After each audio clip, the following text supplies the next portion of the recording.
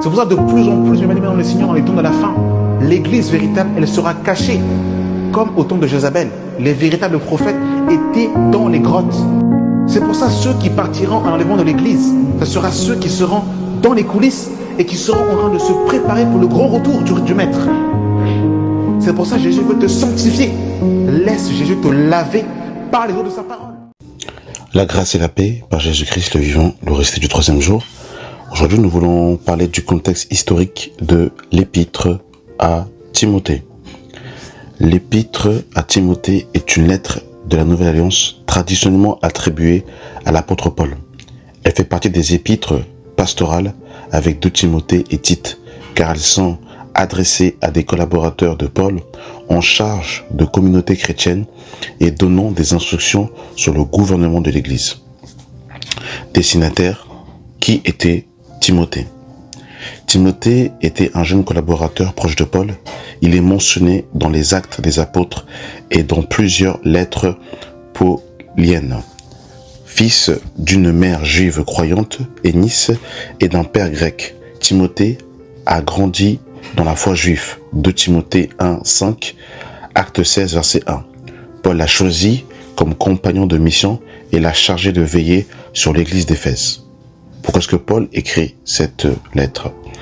Paul écrit cette lettre pour encourager Timothée dans sa mission à Éphèse, pour lui donner des instructions pastorales sur la gestion de l'église, la doctrine, le comportement des croyants et la nomination des responsables, anciens et diacres, pour mettre en garde contre les fausses doctrines et ceux qui s'en écartent, pour encadrer la vie de l'église dans la communauté en croissance. Le contexte historique et la datation de l'épître. L'Église est en pleine expansion dans le monde gréco-romain. La communauté chrétienne commence à s'organiser. Des enseignements déviants émergents, notamment liés à des mythes juifs ou à des aisances excessives. La datation et la traduction, datées entre 63 et 67 après Jésus-Christ, après la première captivité de Paul à Rome. Pour ceux qui doutent de l'authenticité paulienne, la lettre serait plus tard, vers 90-100 après Jésus-Christ, rédigée par un disciple de Paul pour prolonger son autorité. Langue utilisée. L'épître a été rédigée en grec koiné, la langue commune de l'époque dans le monde méditerranéen. Les mises en garde et les encouragements de l'apôtre Paul contre les faux docteurs qui enseignent des mythes, des généalogies inutiles et des pratiques acceptives extrêmes. 1 Timothée 1, 3 à 7, 1 Timothée 4, 1 à 3. Contre l'amour de l'argent, racine de tous les maux. 1 Timothée 6, verset 10. Contre l'orgueil spirituel et les débats stériles. Waouh, les débats stériles. Que le Seigneur nous garde de cela. Concernant les encouragements, a affermi Timothée dans son ministère malgré sa jeunesse. 1 Timothée 4, verset 12. Prêcher la saine doctrine et vivre une vie exemplaire. Structurer la communauté et établir des anciens et diacres selon les critères spirituels. Chapitre 3. Persévérer dans la foi, combattre le bon combat. 1 Timothée 1, 18, 1 Timothée 6, 12. Résumé chapitre par chapitre. Le chapitre 1, mise en garde contre les faux enseignements, rappel à la miséricorde de Dieu envers Paul. Encouragement à Timothée de tenir ferme dans la foi. Chapitre 2, instruction sur la prière pour tout, y compris les autorités, rôle des hommes et des femmes dans le culte. Chapitre 3, critères pour choisir les anciens, épiscopos et les diacres, importance d'un bon témoignage dans l'église et à l'extérieur. Chapitre 4, prophétie sur l'abandon futur de la foi, appel à la vigilance doctrinale et morale, encouragement à Timothée à se montrer exemple en pasteur, conduit, foi et pureté. Donc à se conduire en se montrant en modèle en parole. Chapitre 5, règles de conduite envers les différents groupes veuves, anciens, jeunes. prise en charge des veuves véritables, respect et correction des responsables avec prudence. Chapitre 6, instruction aux esclaves croyants, dénomination de l'avidité financière, appel à finir à la piété, au contentement, au bon combat de la foi, mise en garde contre les riches, être généreux et ne pas se confier dans les richesses. Pour le résumer, concernant l'épître à Timothée, la première épître à Timothée est un manuel pastoral destiné à organiser l'Église et à préserver sa pureté doctrinale et morale. Paul encourage Timothée à rester ferme face aux faux enseignements et exercer son ministère avec intégrité et à mettre en place une structure ecclésiastique fondée sur des critères spirituels solides. La lettre aborde la conduite dans l'Église, la vie privée des responsables, la place des femmes, les relations sociales et les tensions liées à l'argent et au pouvoir. Voilà, mes bien-aimés dans le Seigneur. Il faut savoir que, bien évidemment, Éphèse était une ville où il y avait pas mal de personnes qui étaient aisées.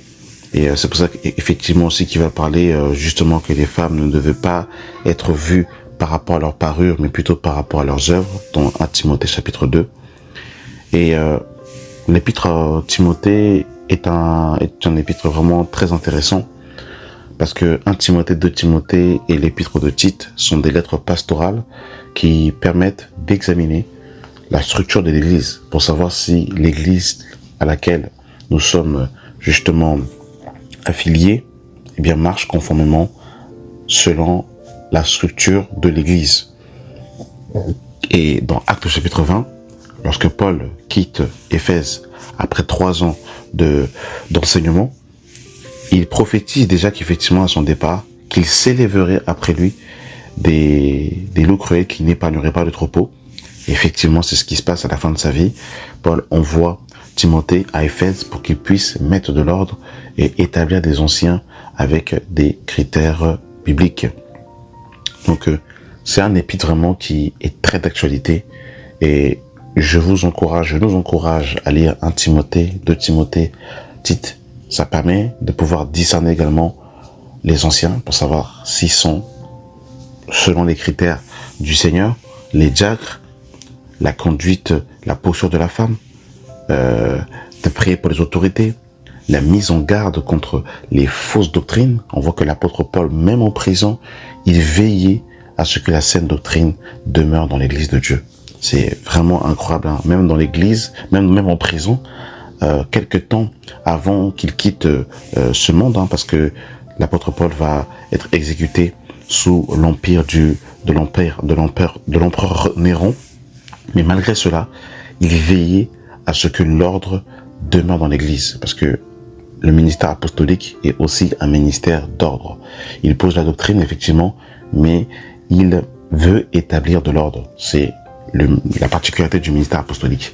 Donc, il veillait à ce que l'ordre demeure dans l'Église, qui est la colonne et l'appui de la vérité, selon 1 Timothée chapitre 3, le verset 15.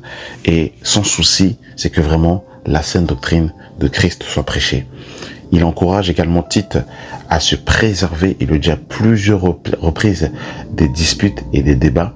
Donc on voit que à Éphèse, il devait particulièrement avoir des personnes qui aimaient débattre. Et je nous encourage vraiment à ne pas également dévier de notre travail, qui est de présenter le Fils de Dieu, l'œuvre de la croix, et non pas des débats inutiles. Il va aussi bien évidemment dénoncer ceux qui se disaient juifs et qui prêchaient des messages complètement qui sortaient du but qui était la présentation du Fils de Dieu et qui ne faisait pas avancer l'œuvre de Dieu dans la foi. Amen. Merci d'avoir pris le temps d'écouter cette audio.